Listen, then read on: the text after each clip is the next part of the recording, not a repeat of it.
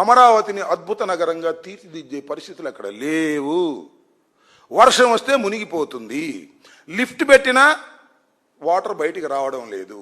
అలాంటి దీన స్థితిలో, అలాంటి పల్లపు స్థితిలో ఉన్నటువంటి ప్రాంతాన్ని మీ తెలివి తక్కువ వల్ల, మీ అవగాహన రాహిత్యం వల్ల, మీ గర్వం వల్ల అక్కడ సెలెక్ట్ చేసుకున్నారు. దీనికి రాష్ట్ర ప్రజలందరూ కూడా మూల్యం చెల్లించవలసిన పరిస్థితి ఏర్పడింది. ఇప్పుడు 52,000 కోట్ల రూపాయలు అప్పు చేశారు.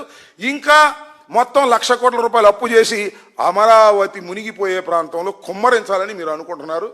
మీ ఇష్టం, మీ కర్మ. దీనికి రాష్ట్ర ప్రజలు బాధ్యత వహించవలసిన పరిస్థితి ఏర్పడుతుంది. అమరావతి మీద ఏదైనా అంటే, వాస్తవం చెబితే అమరావతి మీద విషం చెమ్ముతున్నారని అమరావతి ప్రాంత రైతుల్ని రెచ్చగొట్టే కార్యక్రమం చేస్తున్నారు. రైతులకు కూడా నేను సవినయంగా విజ్ఞప్తి చేస్తున్నాను, మిమ్మల్ని చంద్రబాబు నాయుడు గారు మోసం చేస్తున్నాడు. 52,000 ఎకరాలు ఉన్నా కూడా మళ్ళా 43,000 ఎకరాలు తీసుకోవాలని ప్రయత్నం చేస్తున్నాడు. ఇది మీకు తీవ్రమైన నష్టాన్ని కలిగించేటటువంటి విషయం. మీకు ప్లాట్లు కూడా ఇంకా ఐడెంటిఫై చేయనటువంటి ప్లాట్లు చాలా ఉన్నాయి. ఇచ్చిన ప్లాట్లు కూడా డెవలప్ చేసుకునే పరిస్థితి లేకోకుండా చేశాడు. శాశ్వతంగా మిమ్మల్ని ముంచేటటువంటి కార్యక్రమం నారా చంద్రబాబు నాయుడు గారు చేస్తున్నారనే విషయాన్ని మీరు దయచేసి గమనించండి. జగన్మోహన్ రెడ్డి గారు ఉన్నప్పుడు ధర కన్నా ఇవాళ సగం డౌన్ అయిపోయింది అమరావతిలో. ఏంటి కారణం? నమ్మకం లేదు చంద్రబాబు నాయుడు గారి మీద. నీ దుంపదేగా 52,000 ఎకరాలు తీసుకున్నావు, 53,000 ఎకరాలు తీసుకున్నావు, మళ్ళీ 43,000 ఎకరాలు అంటున్నావు. ఇది చేసేది కాదు, సచ్చేది కాదు.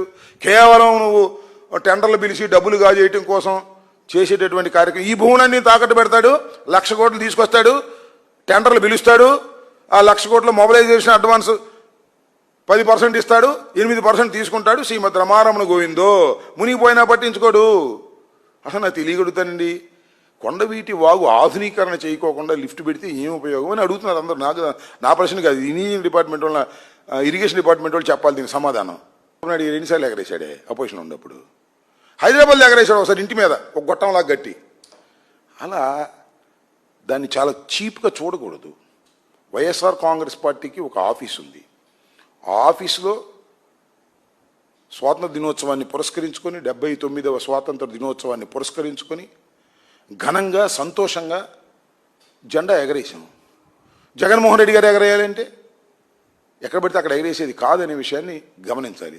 పవన్ కళ్యాణ్ గారు ఎన్నిసార్లు ఎగరేశాడే? ఇంతకుముందు కూడా రాజకీయాల్లో ఉన్నాడుగా. చంద్రబాబు ఎన్నిసార్లు ఎగరేశాడు? ఏదో డైవర్ట్ పాలిటిక్స్.